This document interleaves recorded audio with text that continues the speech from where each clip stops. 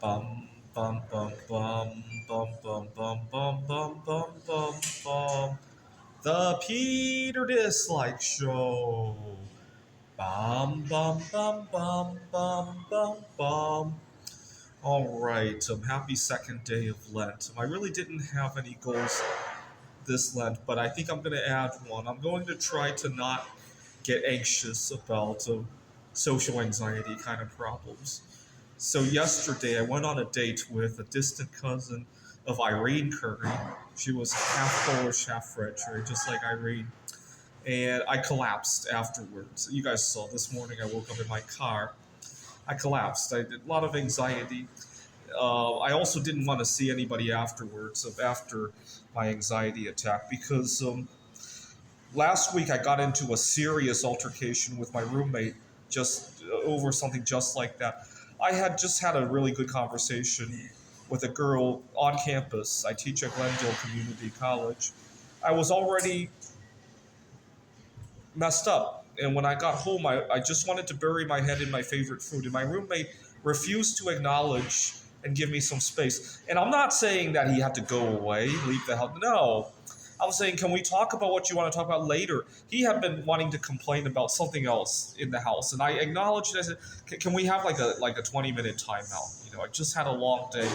And it wasn't even like he didn't want to give me the timeout. He literally got aggressive about that. He says, "What do you mean you had a long day? I worked 10 hours today."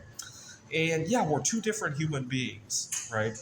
And he, anyway, so yeah, long story short is I had one bad experience. And so yesterday after my date, I didn't want to see anybody because I didn't want anybody to strike the wrong chord by mistake. Not saying that they were going to intentionally do that, but people strike the wrong chord by mistake all the time.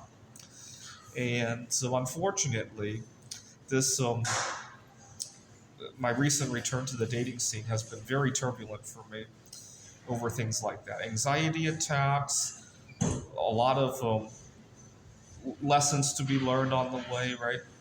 And it has not been smooth sailing. Let's put it that way.